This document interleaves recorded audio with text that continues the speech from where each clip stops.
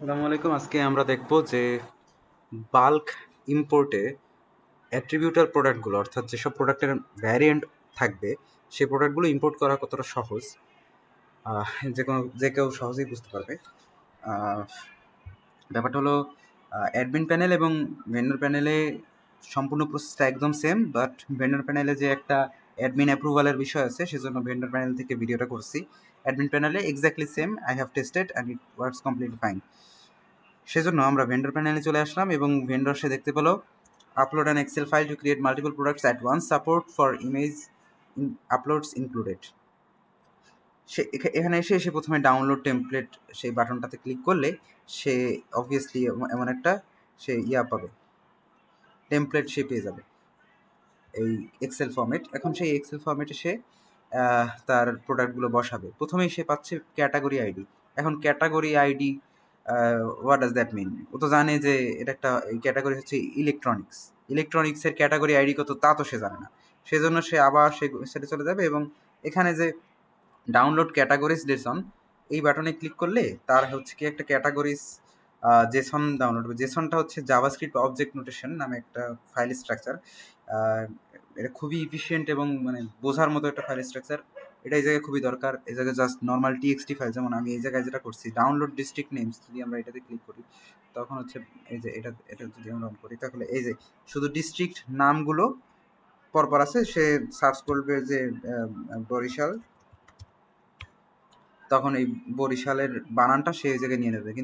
কিন্তু সে যদি ব্রাহ্মণবাড়িয়া হয় তাহলে সে তার মতো ব্রাহ্মণবাড়িয়া লিখতে পারবে না, যার লিখতে হবে বি ডট স্পেস বাড়িয়া।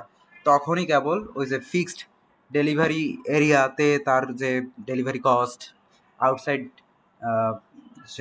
মানে সে যে এরিয়ার বাইরে, সেই এরিয়ার বাইরে যে ডেলিভারি কস্ট ওগুলো খুব সুন্দর করে অ্যাপ্লাই হবে, আদারওয়াইজ হবে না। আমরা সেটা দেখছি। আর ক্যাটাগরিজ ডট জেসন যখন আমরা ডাউনলোড করবো তখন এমন একটা ক্যাটাগরি জেসন ফাইল ডাউনলোড হবে। জিনিসটা কি একটু বোঝার চেষ্টা করি আমরা। বিএস কোডে নিয়ে যাই একটু, এটা আন্ডারস্ট্যান্ড করি। আচ্ছা সেকেন্ড, আমরা একটা ফাইল তৈরি করি।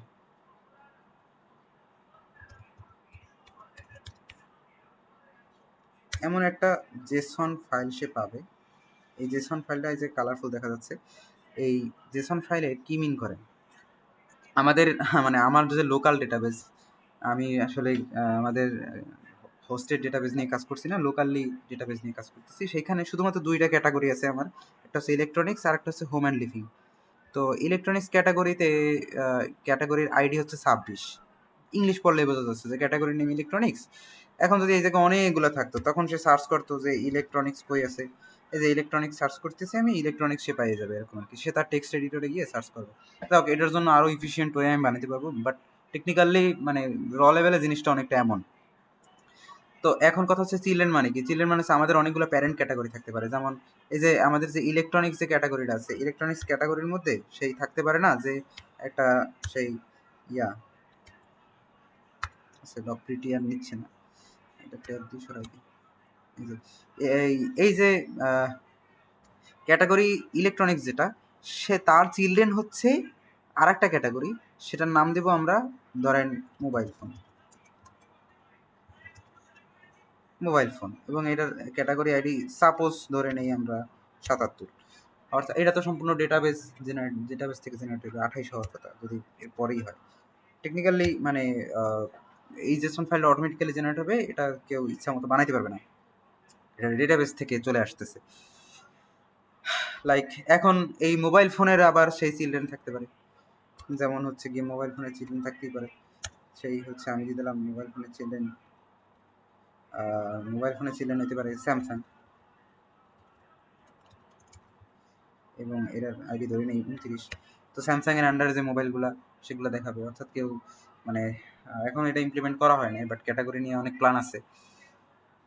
অর্থাৎ একটা ক্যাটাগরি প্যারেন্ট ক্যাটাগরি আছে তার, বাট রুট লেভেলের যে ক্যাটাগরি যেগুলো ওগুলোর কোনো প্যারেন্ট নাই, ওগুলো একদম রুট। যেমন আমাদের 7টা না 8টা না 9টা যেন আছে দেখলাম। আচ্ছা যাই হোক, আমরা ক্যাটাগরিটা বুঝতে পারলাম এবং এটাও জানতে পারলাম যে ইলেকট্রনিক্স ক্যাটাগরি 26 নাম্বার ক্যাটাগরি আইডিতে পড়ে। তো আমরা একটা কাজ করি, আমাদের যে এক্সেল ফাইল আছে আমরা ওই জায়গায় ক্যাটাগরি আইডিতে 26 দিয়ে দিই। যদি এই জায়গায় 1 2 দিয়ে দিই তাহলে কিন্তু হবে না, ওই ক্যাটাগরি থাকতে হবে আমার ডেটাবেসে। 26 দিয়ে দিলাম, প্রোডাক্টের নাম দিলাম গনিমিয়া শার্ট, যদিও এটা ইলেকট্রনিক্সের মধ্যে পড়ে না, বাট লেটস জাস্ট অ্যাজিউম যে এটা ইলেকট্রনিক্সের মধ্যে পড়ে। আর একটা আইটেম কোড চেঞ্জ করে দিতে হবে, এটা আইটেম কোড দিয়ে দিলাম 12, টেস্ট 12। আর ডেসক্রিপশন কিছু একটা দিয়ে দিলাম, ব্র্যান্ড দিলাম, common MRP, common selling price সব দিলাম, কমন স্টক, টোটাল স্টক যেটা সেটা দিলাম। তো এখন হচ্ছে আমি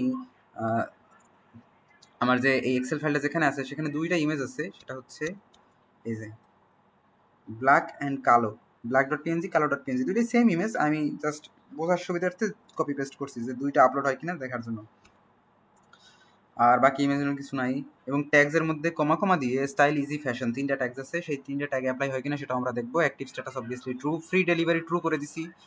আর যদি ফ্রি ডেলিভারি ফলস হইতো তখন হচ্ছে ফিক্সড ডেলিভারি এরিয়া তার দেয়া লাগতো। Fixed delivery area let's just assume সে ব্রাহ্মণবাড়িয়া থেকে আসে, সো সেই জায়গায় লাগতো বি ডট বাড়িয়া, বিকজ সে ব্রাহ্মণবাড়িয়া লিখলে হবে না, হবে বাট ওই যে সেই যে আমরা যে তার ডেলিভারি কস্ট নিয়ে যে অ্যানালাইসিসগুলো করি ওগুলো আমরা আর করতে পারবো না। ওয়ারেন্টি 1 বছর। আর কালার অ্যাট্রিবিউট, এখন কালার এই জায়গায় মজা হচ্ছে আমাদের কী কী অ্যাট্রিবিউট আছে। আইদার সে কালার এবং সাইজ চুজ করতে পারবে অথবা কালার এবং আদার্স চুজ করতে পারবে। তার হচ্ছে কালার এবং সাইজ এই দুটো অ্যাট্রিবিউট আছে। সে কালার অ্যাট্রিবিউটে লাগছে রেড ব্লু কমা কমা দিয়ে, সাইজ অ্যাট্রিবিউটে লাগছে 30-32। আর কিছু সে এই যে ভ্যারিয়েন্ট মানে আমাদের আর কি কি ইনফরমেশন দরকার, এই যে রেড 30 যে ভ্যারিয়েন্টটা তৈরি হবে ওইটার স্টক কত, ওইটার ইমেজ কোনটা, এবং রেড 32 যে ভ্যারিয়েন্টটা তৈরি হবে ওইটার স্টক কত, ওইটার ইমেজ কোনটা। ঠিক তেমনি ব্লু এর জন্য সেম। এখন কিন্তু এই ইনফরমেশনগুলো এই এক্সেল ফাইলে সে দিচ্ছে না, কখন দিবে সে? আচ্ছা আমরা এটা সেভ করে কি হলো, আচ্ছা আমরা এটা সেভ করে বের হয়ে গেলাম। আমাদের এইটা হচ্ছে কি আমাদের সেই আমাদের সেই এক্সেল ফাইলটা। এখন আমরা এটা সেই আপলোড করি আমাদের ভেন্ডর, আমরা ভেন্ডর প্যানেলে আছি, সেখান থেকে আমরা চুজ করি ফাইল। এই যে আমাদের এই যে এটা ছিল আমাদের টেমপ্লেট ফাইল, এবং আমরা দুইটা ইমেজ চুজ করছিলাম ব্ল্যাক আর কালো, এই দুটো হচ্ছে একসাথে সিলেক্ট করে দিলাম, এবং আমরা সেই সিলেক্ট করার শেষে আমরা রান ইম্পোর্ট মেরে দিলাম। Let's just wait and see কি হচ্ছে। এই যে ইমেজ আপলোড হয়ে গেছে, একটা ইমেজ, দুইটাই আপলোড হয়ে গেছে, আশা করি এখন ভেজা উচিত।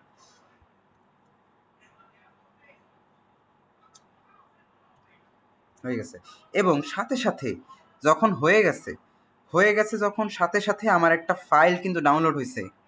আমি রেকর্ড করতে পারছি কিনা জানি না, বাট দেখতে পাওয়া উচিত। একটু পিছনে টেনে যদি দেখা যায় তবে দেখা যাবে যে আসলে ওই ফাইলটা ডাউনলোড হয়েছে। নাম হচ্ছে প্রোডাক্ট ভ্যারিয়েন্টস 2026-5-17। এই ফাইলটা ডাউনলোড হয়েছে 16.7 KB এর, এই যে আমি যেটাতে এখন আমার কার্সারটা হভার করতেছি। আচ্ছা এইটা কোথায় আছে, খুঁজে খুঁজে আসি যে এটা কোথায় আছে। এটা হচ্ছে কি আমার ডাউনলোডস ফোল্ডারে গিয়ে ডাউনলোড হয়েছে। ওকে, আমরা এটা হচ্ছে গিয়ে কাট করে আমাদের প্রোডাক্টসে চলে গেলাম। সেখানে আমাদের এখানে এসে আমাদের আগে থেকে এক্সিস্টেন্ট যেটা ছিল ওটা ডিলিট করে নতুনটা পেস্ট করে দিলাম, প্রোডাক্ট ভ্যারিয়েন্টস। এখন এই প্রোডাক্ট ভ্যারিয়েন্টসটাতে কি আছে সেটা একটু দেখি। এই প্রোডাক্ট ভ্যারিয়েন্টস যে এক্সেল ফাইলটা আছে তাতে হচ্ছে ভ্যারিয়েন্টের আইডিগুলো আছে, এটা লাগবে, জায়গা থাকা লাগবে। প্রোডাক্টের এসকিউটা আছে, এসকিউটা অবশ্যই কমন সেম। আর প্রোডাক্ট, কারণ রায়হান ভাইয়ের মতে ডেটাবেজে দারাজ কিন্তু এসকিউ ভিন্ন ভিন্ন ভ্যারিয়েন্টের জন্য ভিন্ন ভিন্ন করছে কি না মনে নাই, সেলার এসকিউ ভিন্ন ভিন্ন করছে এক্স্যাক্টলি। স্কিউ কী করছে এক একজন এক একভাবে করে, বাট আলটিমেটলি একটা ইউনিক আইডি থাকলেই হয়েছে, সেটা হচ্ছে আমাদের variant ID. Product ID same অবশ্যই, এবং কালার রেড 30-এর জন্য স্টক কিন্তু 0 হয়ে আছে। রেড 32-এর জন্য স্টক 0 হয়ে আছে, কোনো ইমেজ নাই। ব্লু 30-এর জন্য স্টক 0 হয়ে আছে। অর্থাৎ আমরা যতগুলো কম্বিনেশন আগে আমরা যখন আমরা সিঙ্গেল প্রোডাক্ট অ্যাড করতাম তখন ঠিক যেমনিভাবে হইতো এরাও ঠিক তেমনিভাবে হইতেছে, জাস্ট এই জায়গায় আমরা অনেকগুলো ইনফরমেশন একসাথে নিয়ে কাজ করতে পারতেছি। এখন ওই জায়গায় যদি আমি অনেকগুলা প্রোডাক্ট একসাথে আপলোড দিতাম তাহলে ওই জায়গায় এই ভ্যারিয়েন্ট ইনফরমেশনে এরকম হাজার হাজার চলে যাইতো। আমরা একটা কাজ করি, আমরা এটা এখনই আপলোড করি না, দেখি যে এই অবস্থায় কোন অবস্থায় আছে জিনিসটা। আমরা অ্যাডমিন প্যানেলে চলে যাই, অ্যাডমিন প্যানেলে চলে আসলাম। অ্যাডমিন প্যানেলে আসা আমরা হচ্ছে প্রোডাক্ট অ্যাপ্রুভ করে দিই, অর্থাৎ এই যে প্রোডাক্টটা আমি রিকোয়েস্ট করছি ভেন্ডর থেকে, এটা আমি অ্যাপ্রুভ করে দিই। নেট স্লো হলে মেজাজটা খারাপ লাগে। এই যে ইনঅ্যাক্টিভ অবস্থায় আছে, এটা আমরা অ্যাপ্রুভ করে দিলাম। অ্যাপ্রুভ করে দিলে আমাদের এই ইলেকট্রনিক্স যে ক্যাটাগরি ওই জায়গায় অ্যাপিয়ার হওয়া উচিত। অ্যাপিয়ার হয়ে গেছে, এই জায়গায় দেখা যাচ্ছে খুব সুন্দর 50 টাকা দাম আমার টি শার্টের। 50% ডিসকাউন্ট, 100 টাকা ছিল সেখান থেকে। কিন্তু মজার ব্যাপার হচ্ছে এই জায়গায় রেড ব্লু আসছে কেন আসছে? ওই যে আমি ভ্যারিয়েন্ট ইনফরমেশন দিয়েছিলাম যে রেড আছে, ব্লু আছে, 30 আছে, 32 আছে, কিন্তু এগুলো আমি একটাও বাই করতে পারতেছি না। বাই কেন করতে পারতেছি না? কারণ বাই ডিফল্ট এদের স্টক 0 হয়ে আছে। এদের স্টকটা আপডেট করতে হবে, আদারওয়াইজ আমি এটা বাই করতে পারবো না। বাই নাও বাটনে ক্লিক করতে পারছি না। আর ওই যে কালো আর ব্ল্যাক দুইটা কমন ইমেজ ছিল, ওই দুইটা ঠিকই আপলোড হয়ে গেছে। আর ওই যে স্ট্যাগগুলো স্টাইল ইজি ফ্যাশন এগুলো খুব সুন্দর করে, এবং ফ্রি ডেলিভারি যে আমাদের লেবেল সেটাও চলে আসছে। আর আউট অফ স্টক, বাট আমরা এখনও আমাদের মেইন ফাইলটা আপডেট করিনি, অর্থাৎ ভ্যারিয়েন্ট ফাইলটা। ভ্যারিয়েন্ট ফাইলে চলে আসলাম, সেখানে এসে দেখলাম যে আমাদের যে রেড এবং 30 ওটার স্টক আমার কাছে আছে 100, পরেরটা আছে হচ্ছে 11টা, পরেরটা আছে 11টা, পরেরটা আছে 11টা। আর ইমেজ ইউআরএলে এটা যেহেতু এটা প্রথমটা রেড, তাহলে আমরা রেডের জন্য রেড ডট পিএনজি, এবং পরেরটাও রেড কিন্তু দেয়া লাগবে না, একবার দিলেই হচ্ছে ব্লু ডট পিএনজি, ব্লুর জন্য ব্লু ডট পিএনজি।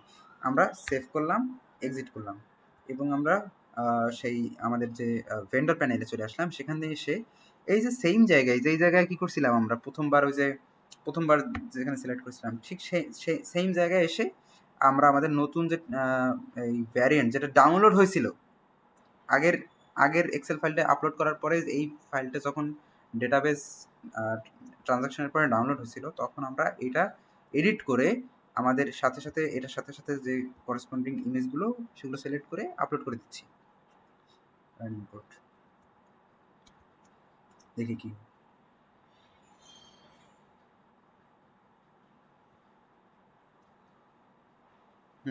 সাকসেসফুল। আচ্ছা, কিছুক্ষণের মধ্যে সাকসেসফুল হয়ে যাবে। আর আমরা এখানে খুব সুন্দর জিনিস দেখতে পাবো, স্টিল ইম্পোর্টিং, আমার নেট স্লো, আর আমি নিউনের ডেটাবেস ইউজ করতেছি, লোকাল হোস্ট ইউজ করতেছি, আমাদের সেজন্য আরও বেশি স্লো। হয়ে যাচ্ছে 4 ভ্যারিয়েন্টস আপডেটেড সাকসেসফুলি। আমরা চলে যাই, আমাদের এখানে একটা রিলোড দেই।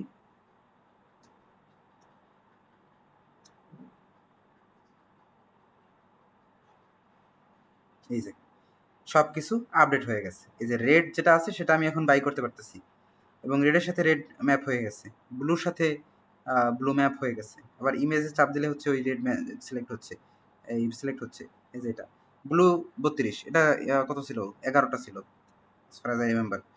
এটা আমি বাই করতে পারতেছি, জাস্ট